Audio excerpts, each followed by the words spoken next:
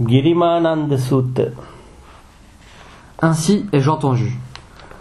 Le Bouddha résidait au parc de Cheta, dans le monastère d'Anathapindika, près de Savatthi. À ce moment, le vénérable Kilimananda était malade et souffrait beaucoup. Le vénérable Ananda vint donc trouver le Bouddha et lui annonçant ceci, le pria de bien vouloir rendre visite au moine malade. Le Bouddha lui dit « Ananda, va vers Kilimananda. Dis-lui les 10 perceptions et sa maladie disparaîtra. » Et quelles sont ces 10 perceptions ? La perception de l'instabilité, la perception de l'impersonnalité, la perception de la corruption, la perception du péril, la perception du renoncement, la perception de la libération des passions, la perception de la cessation, la perception de la libération de l'attachement à toute chose qui existe, la perception de l'instabilité de toute forme matérielle ou immatérielle, la perception de la respiration. Et qu'est-ce, ô Ananda, que la perception de l'instabilité ? Ananda, si un moine se retire dans la forêt, au pied d'un arbre ou dans une pièce vide, il réfléchira ainsi. Le corps est impermanent, les sensations sont impermanentes, les perceptions sont impermanentes, les formations mentales sont impermanentes, la conscience est impermanente. Considérer l'impermanence des 5 agrégats par lesquels l'existence est maintenue, cela constitue la perception de l'instabilité. Et qu'est-ce, ô Ananda, que la perception de l'impersonnalité ? Ananda, si un moine se retire dans la forêt, au pied d'un arbre ou dans une pièce vide, il réfléchira ainsi. L'œil, la forme observée, ne sont pas le moi.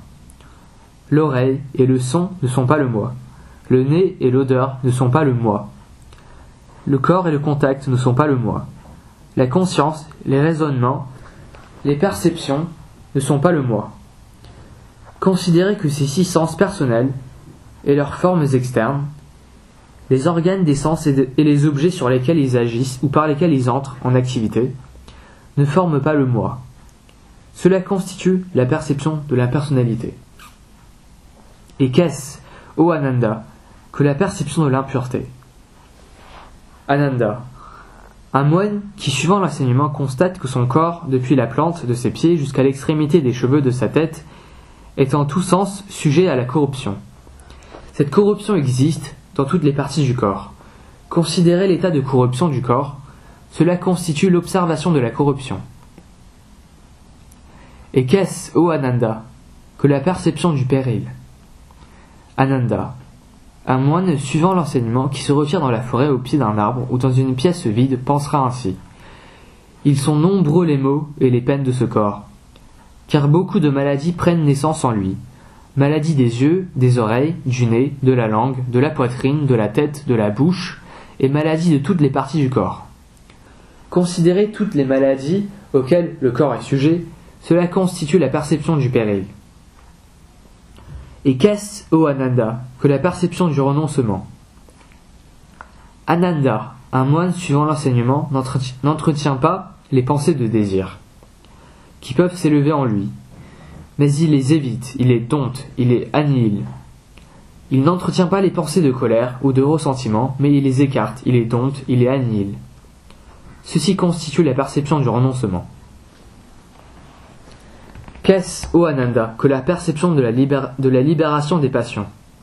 Ananda, un moine suivant l'enseignement qui se retire dans une forêt, au pied d'un arbre ou dans une pièce vide, réfléchira ainsi. Ceci est la paix, ceci est la chose excellente. Avoir la maîtrise complète de toutes les facultés. Être affranchi des exigences du corps. Avoir obtenu la dissolution de tous les désirs, la libération des passions, la cessation de l'existence. Ceci constitue la perception de la libération des passions. Et qu'est-ce, ô Ananda, que la perception de la cessation ?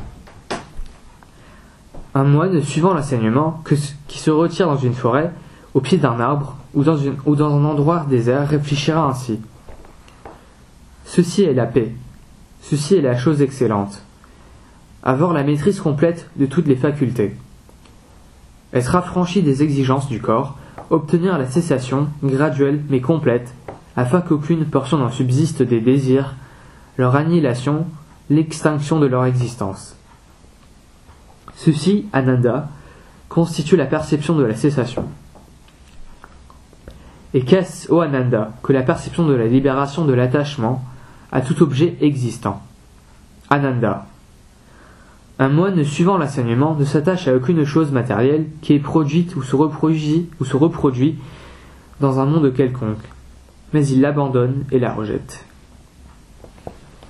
Il abandonne tout objet sur lequel le mental se fixe, tout objet de désir. Ceci, Ananda, constitue la perception de la libération de l'attachement à tout objet existant. Et qu'est-ce, ô Ananda, que la perception de l'instabilité des formes matérielles et immatérielles? Un moine suivant l'enseignement est lassé de toute forme, n'en subit plus les attraits et s'est dépris de toute forme existante. Cela constitue la perception de l'instabilité de toute forme matérielle et immatérielle.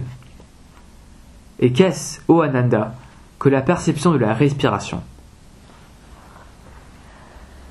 Un moine suivant l'enseignement, Ananda se retire dans une forêt au pied d'un arbre ou dans un lieu désert. Il s'assied, les jambes croisées, le corps droit, et il établit devant lui le sujet de sa méditation.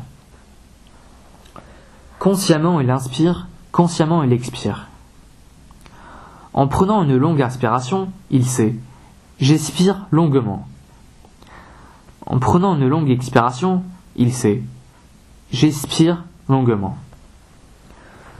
En prenant une courte inspiration, il sait « j'inspire brièvement ». En prenant une courte expiration, il sait « j'expire brièvement ». Conscient de tout le corps, j'inspirerai et j'expirerai, ainsi s'entraîne-t-il. Calmant tous les agrégats du corps, j'inspirerai et j'expirerai, ainsi s'entraîne-t-il. Conscient de la joie, j'inspirerai et j'expirerai, ainsi s'entraîne-t-il. Conscient du bonheur, j'inspirerai et j'expirerai, ainsi s'entraîne-t-il. Conscient des agrégats de l'esprit, j'inspirerai et j'expirerai, ainsi s'entraîne-t-il. Calmant les agrégats de l'esprit, j'inspirerai et j'expirerai, ainsi s'entraîne-t-il. Conscient de l'esprit, j'inspirerai et j'expirerai, ainsi s'entraîne-t-il. Réjouissant l'esprit, j'expirerai et j'inspirerai, ainsi s'entraîne-t-il. Concentrant l'esprit, j'inspirerai et j'expirerai, ainsi s'entraîne-t-il. Affranchissant l'esprit, j'inspirerai et j'expirerai, ainsi s'entraîne-t-il. Discernant l'impermanence, j'inspirerai et expirerai, ainsi s'entraîne-t-il. Discernant le sans-passion, j'inspirerai et j'expirerai, ainsi s'entraîne-t-il. Discernant la cessation, j'inspirerai et j'expirerai, ainsi s'entraîne-t-il. Discernant l'absence complète de passion, j'inspirerai et j'expirerai, ainsi s'entraîne-t-il.